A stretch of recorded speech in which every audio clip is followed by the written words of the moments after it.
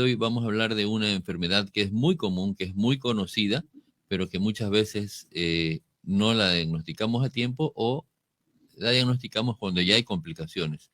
También para conocer un poquito cuándo hay que operar o no las amígdalas. Para iniciar, pues indicaremos qué son las amígdalas.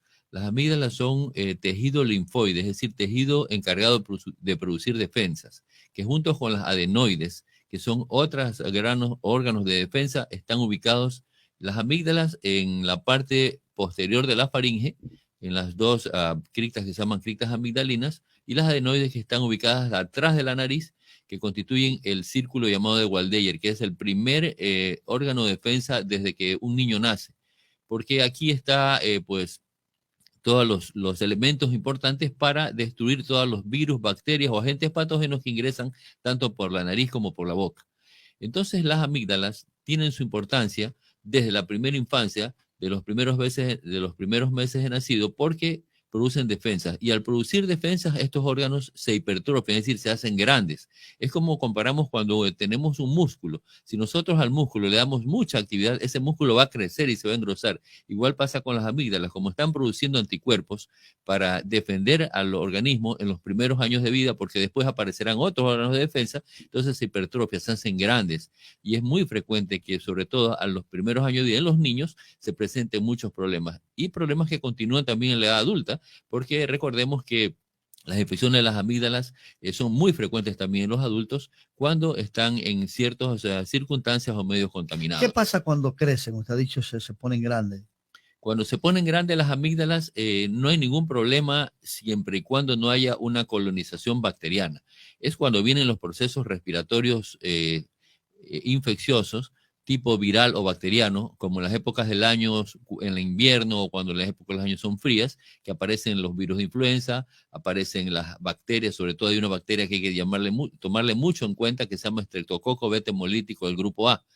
Entonces, cuando aparecen estas bacterias o estos virus y colonizan las amígdalas se inflaman, producen una amigdalitis agudas que tiene características con la sintomatología de dar fiebre, dolor para tragar y dificultad molestias para deglutir, incluso para comer. Esos síntomas, pues, nos hacen sospechar de que hay una infección de la amígdala. Ahora será el médico el que haga el diagnóstico oportuno. Entonces el médico, al tener estos síntomas de fiebre, malestar general, dolor al tragar, va a través de su baja lengua, a través de un examen sencillo, mirar esas amígdalas y generalmente cuando se trata de una amigdalitis bacteriana, esas amígdalas están llenas de pus. Entonces eso quiere decir que esa infección es bacteriana y que amerita antibióticos. En otras ocasiones, al bajar la lengua y observar esas amígdalas, no están con pus, están solo rojas, hiperémicas, como decimos en términos médicos, congestivas, y esas tienen más relación con los virus. Es decir, un virus de influenza, un gripo de gripe, de resfriado común, que empieza con problemas en la garganta, puede dar también la presencia de una infección amigdalina, pero tipo viral, y esa no necesita antibióticos. Esa se cura con tratamientos sintomáticos, es decir, bajar la fiebre, calmar el dolor, gárgaras de algunas sustancias que son importantes, ¿no?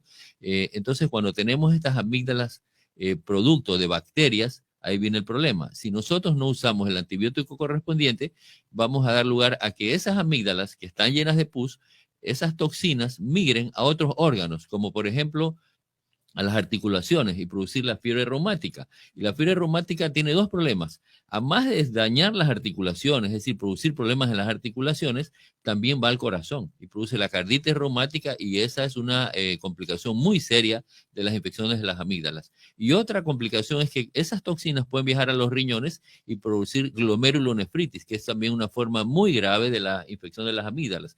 Entonces, como vemos, de una infección aparentemente banal y leve de la garganta, mire cómo puede ir hasta el corazón, hasta las articulaciones y hasta los riñones y producir lesiones mucho más serias.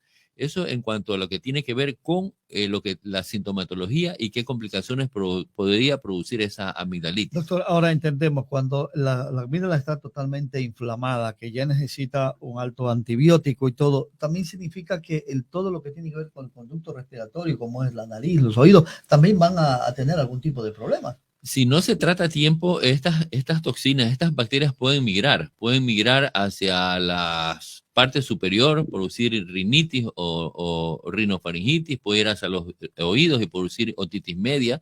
En los niños, cuando tienen sus adenoides crecidas, que ese será otro tema que hablaremos posteriormente, puede producir una adenoiditis bacteriana que también tiene sus complicaciones.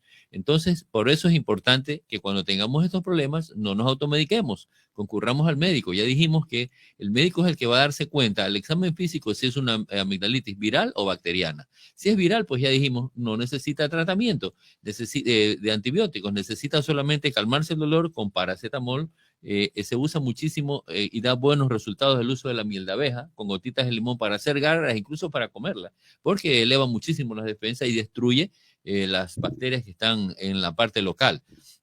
Y también, pues, hay otras sustancias o hay otras cosas naturales, como por ejemplo la gente usa mucho el Espíritu Santo, el ojito Espíritu Santo, cosas naturales que se pueden usar aquí como complemento cuando es una enfermedad viral, pero cuando es bacteriana, a ese complemento de hacer gárgaras, de tomar cosas que nos aumenten las defensas, tiene que ir acompañado de un antibiótico. Lamentablemente, por la automedicación, en la actualidad, hay mucha gente que es resistente al primer antibiótico que se creó en el mundo, que es la penicilina, y que era el que de elección antes para tratar las amigdalitis. Ahora ya no lo podemos usar de primera elección en muchos pacientes porque tienen resistencia, justamente porque se automedicaron, porque tienen un dolor de garganta, un poco de fiebre, van a la farmacia y el farmacéutico le da una inyeccióncita que no es suficiente o le da 3 cápsulas que no son suficientes y eso hace que mejore unos días, pero luego regrese con más fuerza y sobre todo con resistencia a esa bacteria a los antibióticos convencionales. Doctor, ¿por qué en algunas personas es más frecuente el problema de la garganta y en otras no? ¿A qué se debe eso? Bueno, eso depende de las actividades, ¿no? Por ejemplo, es mucho más frecuente en aquellas personas que tienen que trabajar con la voz, ¿no? En este Por caso ejemplo, el favor. maestro, la persona que es radiodifusor o presentador de televisión, las personas que trabajan en ambientes contaminados, donde hay mucho polvo, en talleres, la gente, por ejemplo, en nuestro caso, la gente que está en la refinería de Esmeraldas, en otras instituciones donde hay mucha contaminación, son frecuentes a tener más estas enfermedades. Pero también hay condiciones genéticas propias, ¿no? Hay gente que tiene mucha facilidad para contraer problemas respiratorios de tipo alto, es decir, la faringoamigdalitis, y también, pues, no todo mundo, a no todo niño se le hipertrofian sus amígdalas. Hay niños que cursan sin ningún problema, pero hay otros que sí tienen sus amígdalas grandes y están constantemente con problemas de amigdalitis repetitivos. Entonces, aquí también tenemos que considerar cuándo hay que extirpar las amígdalas. Yo recuerdo que hace muchos años, toda amígdala que crecía, pues el otorrino decía hay que operarla y se la sacaba. Y eso tampoco no es bueno porque cuando nuestras amígdalas están bien, cuando nos enfermamos de las amígdalas 2 o máximo 3 veces al año, no hay problema, ¿no? Porque las amígdalas en los niños hay que permanecer lo más que se pueda porque están produciendo defensas, porque son la primera barrera de defensa del organismo. No la podemos quitar así porque así. Entonces ahora hay recomendaciones pues precisas para extirpar o quitar las amígdalas.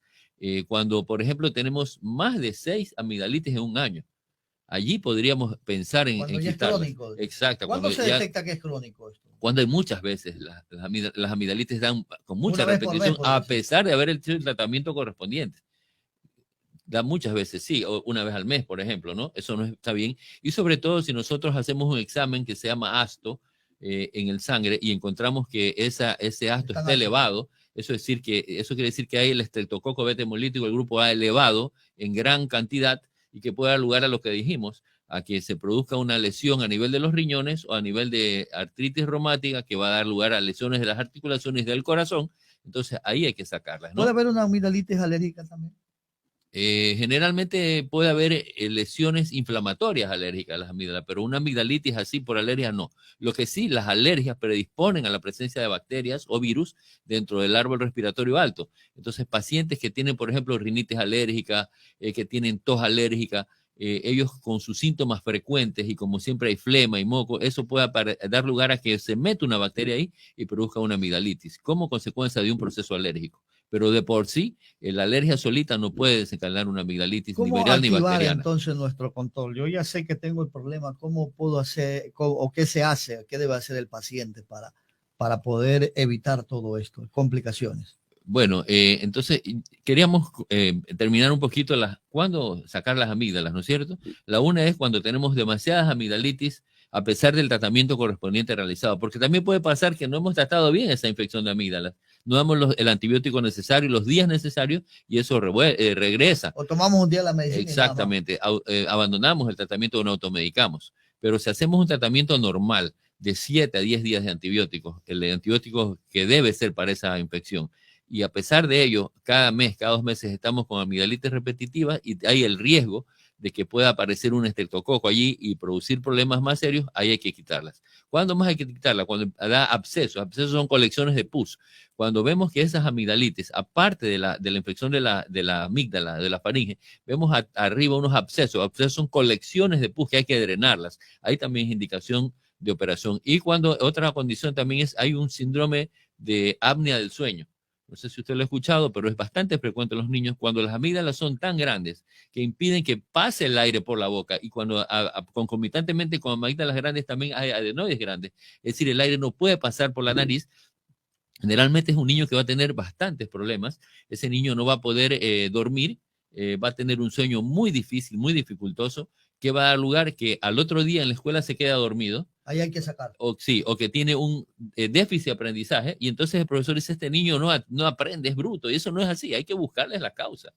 Hay que buscar, ¿se acuerda cuando hablamos de dislexia? Igual, acá cuando hay un problema de síndrome de apnea del sueño, ese niño no duerme bien porque sus amígdalas y sus adenoides son muy grandes, en la escuela no va a rendir, va a estar dormido porque su cerebro no tiene la necesaria oxigenación para su desarrollo normal. Y también otra cosa que se ve frecuentemente en estos niños con apnea del sueño, que será capítulo de otra charla, también es un bajo desarrollo pondoestatural, es decir, un niño que de talla baja y peso bajo, debido justamente a esta mala oxigenación. Pero entonces esas son condiciones para quitar las amígdalas. No siempre hay que quitarlas porque, como ya dijimos, es un órgano de defensa, es la primera barrera de defensa del organismo, y en los niños, cuando no hay estas condiciones, hay que mantenerlas porque nos va a ayudar a destruir todos los virus, bacterias y gérmenes que entran a través de la boca o de la nariz. Ahora, este es un problema que lo tenemos todos. ¿Quién no ha sufrido una amigdalitis? Bueno, yo pienso que todos lo hemos tenido. Uno con mayor frecuencia y otro con menor frecuencia.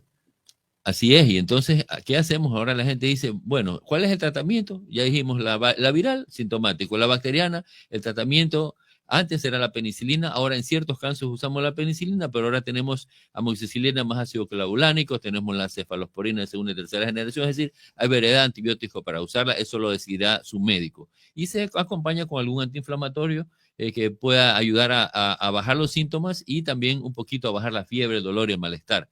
Y como dijimos, pues hay cosas naturales como el mal de abeja, como la manzanilla, como este montecito que decíamos, el Espíritu Santo, en fin, tratamientos sintomáticos que coadyuvan a que no se mejore más rápido el problema, ¿no? En todo Doctor, caso. Pues, ¿en los niños cómo detectar eso? ¿Cómo detectarlo? Es un poquito más complicado. Sí, es más complicado, pero por la fiebre. Un niño pequeño, un lactante, por ejemplo, que tiene unas amígdalas inflamadas, va a tener fiebre, y es un niño que rechaza el alimento, no quiere comer. ¿Por qué? Porque al tragar le duele la garganta, le duele la faringe, porque esas amígdalas están inflamadas, entonces ese niño no quiere comer, o también porque vomita. Entonces, cuando tenemos un paciente, sobre todo un niño, que tiene fiebre alta, que está decaído, que no quiere comer, es importantísimo el examen físico. Observar esas amígdalas para ver si una amigdalitis, observar los oídos también, que a veces son otitis media, que suelan como sintomatología, lo que dije, fiebre, vómito y falta de apetito. Entonces ahí encontramos, y el diagnóstico generalmente es del médico. O sea, pone un bajalengua y ve esas amígdalas o rojas o hiperémicas o hipertróficas, quiere decir grandes, o los encuentra llenas de pus, y entonces ahí ya está el diagnóstico hecho. Y máximo nos apoyaremos con un examen de sangre al que encontraremos los leucocitos elevados a expensas de los neutrófilos que aparecen en las infecciones bacterianas, y eso lo diferencia de la viral. Y también, pues, a veces tenemos que hacer lo que decía el ASTO. Es la prueba que nos mide ese estreptococo beta hemolítico del grupo A, y lo encontramos elevado, entonces ahí decimos que hay una actividad. Y ahí es mandatorio también hacer un cultivo de la faringe. Cuando queremos detectar esa bacteria que es productora de complicaciones, hacemos un cultivo en la faringe y vamos a encontrar esa bacteria presente, es decir, el estreptococo beta hemolítico del grupo A. Así se llama esa bacteria, que es la que puede producir complicaciones.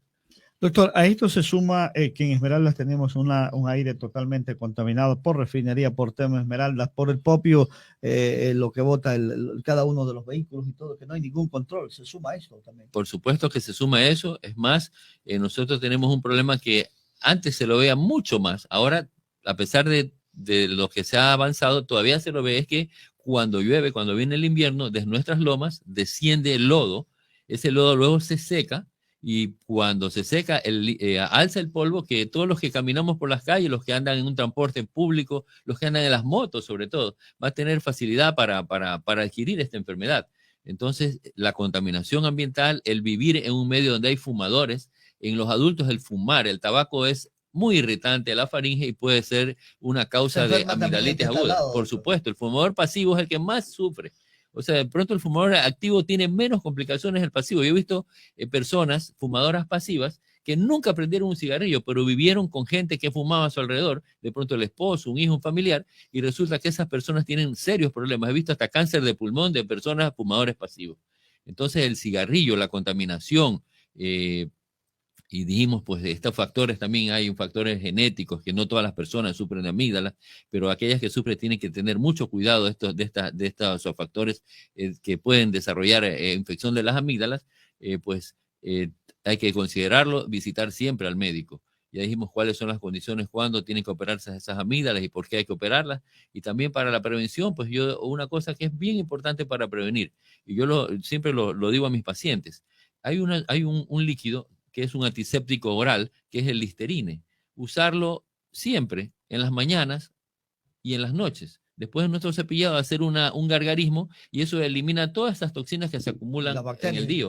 Toxinas que pueden ser virus, bacterias, hongos, todo lo que aspiramos en el día, lo eliminamos así, y eso nos ayuda a que podamos contraer todas estas enfermedades bacterianas, sobre todo lo que tiene que ver con las amígdalas. Muchas gracias, doctor. Muchísimas gracias, y pues espero que este tema no quede aquí, porque es concomitante con otros.